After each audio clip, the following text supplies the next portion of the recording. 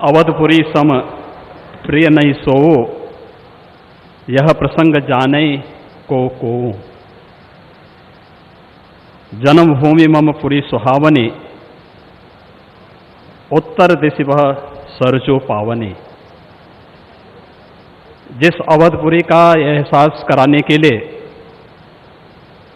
5 शताब्दियों की इस बहुप्रतीक्षित तिथि को हम सबको 135 करोड़ भारतवासियों को और पूरी दुनिया के अंदर भारत के प्रति, भारत के सनातन धर्मावलंबियों के प्रति शुभेच्छा का भाव रखने वाले उन सभी नागरिकों और महानुभावों की इन भावनाओं को मूर्त रूप देने का श्रेय और यह अवसर जिस महापुरुष के कारण आज हम सबको प्राप्त हुआ है, भारत के यशस्वी प्रधानमंत्री आदरणीय नरेंद्र मोदी जी, उत्तर प्रदेश के माननीय राज्यपाल श्रीमती आनंदीबेन पटेल जी, हमारे विचार परिवार के प्रमुख राष्ट्रीय स्वयंसेवक संघ के सरसंघ चालक सरदेव डॉक्टर मोहन राव भागवत जी, श्री राम जन्मभूमि तीर्थ क्षेत्र न्यास के अध्यक्ष पूज्य महंत नृत्य गोपाल दास जी महाराज, देश के विभिन्न पंथ और संप्रदायों के आज के इस कार्यक्रम में उपस्थित पूज्य संतगण, आचार्यगण, धर्माचार्यगण, श्री राम जन्मभूमि तीर्थ क्षेत्र न्यास के सभी पदाधिकारीगण, विचार परिवार समेत देश और दुनिया के कोने कोने में इस पूरे कार्यक्रम का साक्षात अनुभूति करने वाले सभी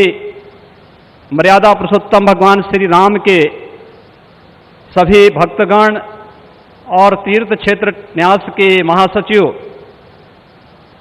श्री चंपत राय जी, मैं आदरणीय प्रधानमंत्री जी का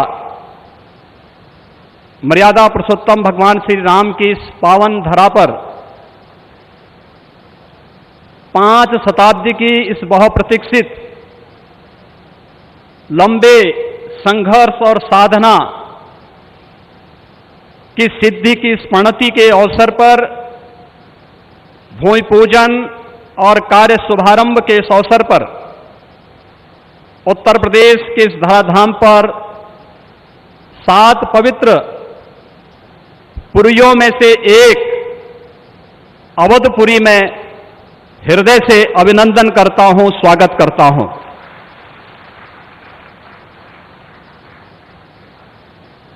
पांच 500 वर्षों का एक लंबा, बड़ा और कड़ा संघर्ष, साधना,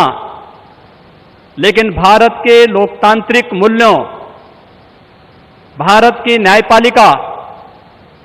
और भारत की कार्यपालिका की ताकत शांतिपूर्ण ढंग से, लोकतांत्रिक पद्धति से और संविधान सम्मत तरीके से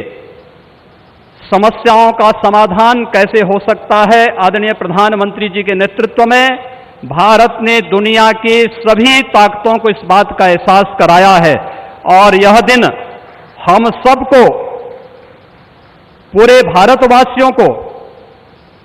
इस शुभ घड़ी का एहसास कराने के लिए, क्योंकि इस घड़ी की प्रतीक्षा में हम सब की कई पीढ़ियां चली गई। पूज्य संतों ने, अनेक महापुरुषों ने, अनेक वीरांगनाओं ने अपना बलिदान दिया। और वे एक ही तमन्ना लेकर के कि अपनी आंखों के सामने ब्रह्मांड नायक मर्यादा पुरुषोत्तम भगवान श्री राम के भव्य मंदिर के निर्माण के कार्य को हम अपनी आंखों के सामने देख सकें। लेकिन संघर्ष चलता रहा, साधना चलती रही, अनवरत ये कार्यक्रम चलते रहे, लेकिन लोकतांत्रिक मूल्य और आदर्शों की रक्षा करते हुए संविधान सम्मत तरीके से, शांतिपूर्ण तरीके से इसका समाधान का मार्ग निकल सकता है। आदरणीय प्रधानमंत्री जी की सूझबूझ और दूरदर्शिता के कारण आज पूरे भारतवासियों को यह गौरव की क्षण का अवकाश होने का अवसर प्राप्त हुआ है। मैं इसलिए उनका आज के इस अवसर पर हृदय से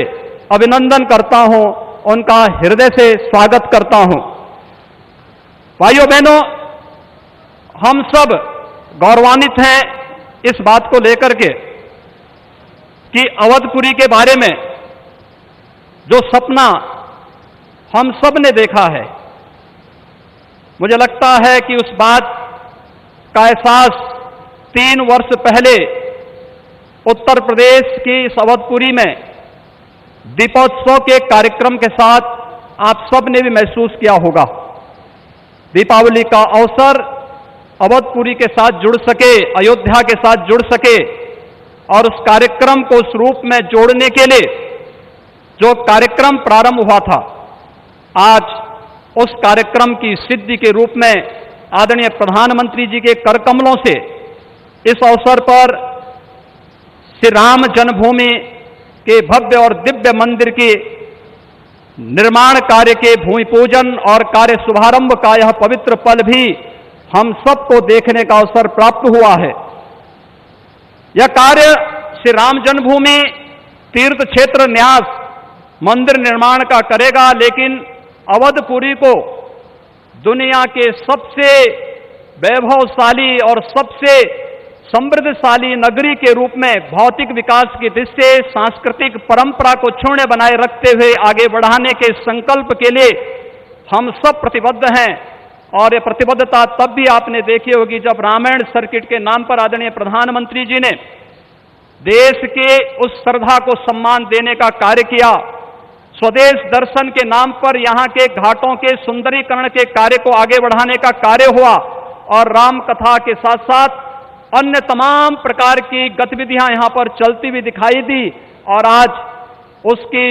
एक महत्वपूर्ण कड़ी के रूप में हम बहुप्रतीक्षित इस तिथि के अवसर पर आदरणीय प्रधानमंत्री जी का हृदय से अभिनंदन और स्वागत करते हैं। हम सब के लिए आज का यह दिन अत्यंत भावनात्मक दिन है। यह हमारे लिए उमंग और उत्साह का दिन भी है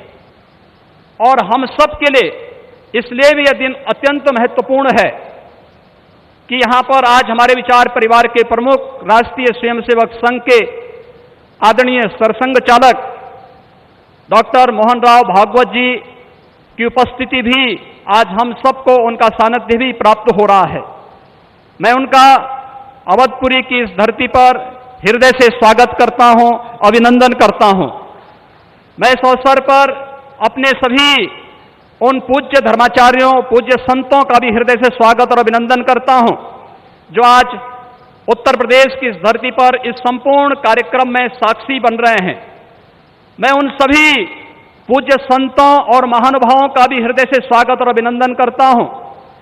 जिनकी प्रत्यक्ष अनुभूति हम लोग यहां पर कर तो रहे हैं, लेकिन वे प्रत्यक्ष रूप से यहां पर इस कार्यक्रम में सहभागी नहीं बन पा रहे हैं क्योंकि वैश्विक महामारी कोरोना के खिलाफ जो लड़ाई देश की चल रही है, उस लड़ाई में हम सब ने उस प्रोटोकॉल का पालन करने के लिए जो गाइडलाइन भारत सरकार ने जारी की है, उसके तहत ही सीमित संख्या में अतिथियों का आमंत्रण हो सकता था और उसका पालन करते हुए भी हमें इस ऐतिहासिक तिथि को देश और दुनिया के सामने प्रस्तुत करना है। इस भाव के साथ मैं उन सभी महानुभावों का हृदय से स्वागत करता हूं। उन सबको किसी न किसी रूप में हम आने वाले कार्यक्रमों में सहभागी बनाने का आयोजन आने वाले समय में इन वर्षों में करेंगे कि उनकी उपस्थिति प्रत्यक्ष अनुभूति अयोध्या में हो सके और उनकी प्रत्यक्ष अनुभूति के माध्यम से यह कार्यक्रम अवधपुरी को जो गौरव मिलना चाहिए इस गौरव को हम आगे बढ़ा सकें। हम सब के लिए आज का दिन इसलिए भी महत्वपूर्ण है। यह कार्यक्रम केवल मंदिर निर्माण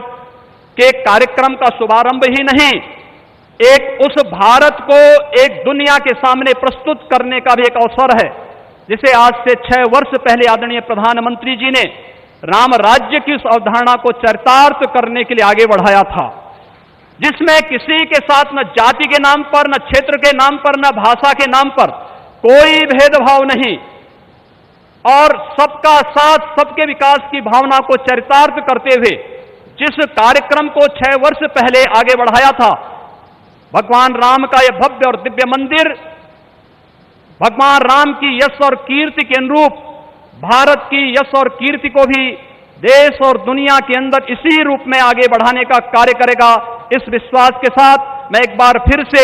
आज के इस अवसर पर आदरणीय प्रधानमंत्री जी का, राष्ट्रीय स्वयंसेवक संघ के सरसंघ चालक जी का, अपने सभी